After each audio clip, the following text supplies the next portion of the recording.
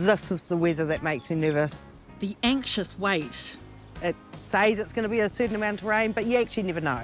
They do know it's coming, the relentless downpour. And it has been relentless all across Aotearoa, like in Whakatū Nelson. And a few weeks ago at the Ehrlich's home in Waihi. The water would come down the driveway probably about this deep. You'd wade through it. You'd wade through Get it. a kayak. They've been flooded 7 times. And then I guess all end up down by your garage. All in our garage, yep. Coming down the driveway at one point, running like a stream. New Zealand's largest insurer, IAG, has called for an immediate and multi-organisation approach for our flood-prone areas. But while they wait for a plan, where does that leave these families? Well, now we think, here we go again, and just kind of shrug your shoulders and give up. You know, you can't beat water when it's coming at you from 3 sides. The Ehrlichs have literally got water coming at them from multiple sides. From the front, from their neighbour's house, and from behind their property. They say part of the problem is the Hauraki District Council drainage out the front on their street. Which can't handle the water, so then it rolls down their driveway and ends up in their front yard.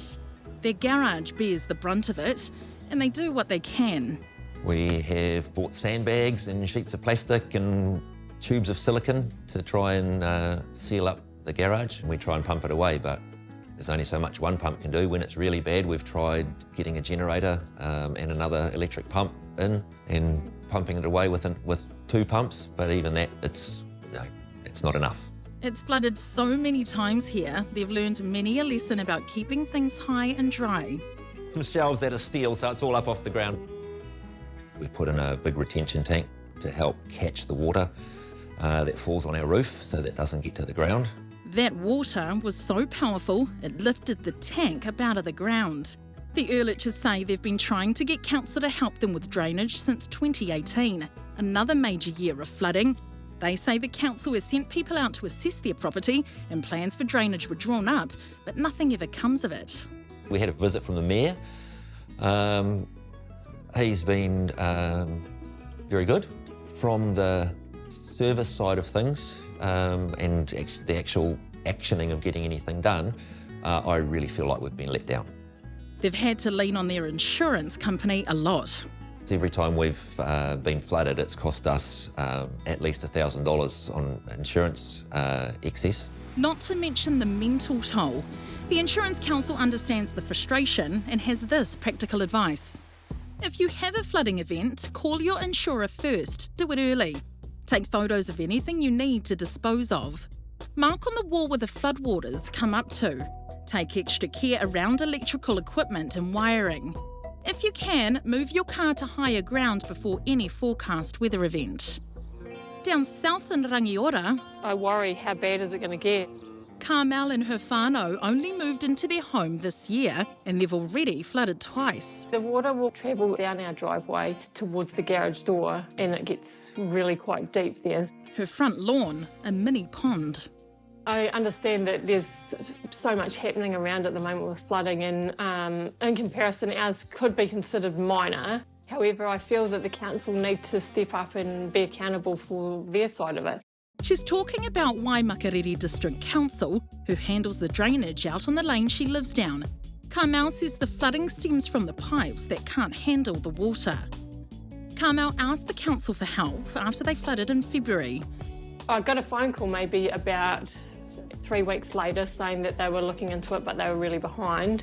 After plenty of chasing, Carmel emailed Rangiora's mayor. Only because of that I feel I got a response. She says they sent out a draining expert who basically said council wouldn't be able to fix the issue for a few years. I hadn't heard anything since. She's done her bit, stocking up on potting mix, but it won't stop the water from coming. Yeah. Back at the Ehrlich's house, 3 years of back and forth has seen some movement. Last year, council installed more pipes, which took care of the flooding at the front, but not at the back of their house. The council explains. In many places, the road network is used as the pathway for the overflow. In this case, due to the low-lying nature of the land, the overflow goes through private property. But But it says last year's stormwater upgrade should reduce surface flooding. Since that was put in, we haven't had any water come down the driveway. And the neighbours have said that they haven't had any water from there as well. So in that respect, it has worked. And finally, the action they've been waiting for. How deep are they going? While Fairgo were filming with the Ehrliches, council contractors showed up to dig behind their house. But this is 4 years in the making. The hill behind their property has no drainage. The swamp, basically, yeah. Water flows down here into the properties. A council contractor drew up plans in 2018 to reinstate a drain here that was covered over. What we want, and judging on the last couple of days, I think we're going to get, is for a drain that used to be on the property behind us to be reinstated.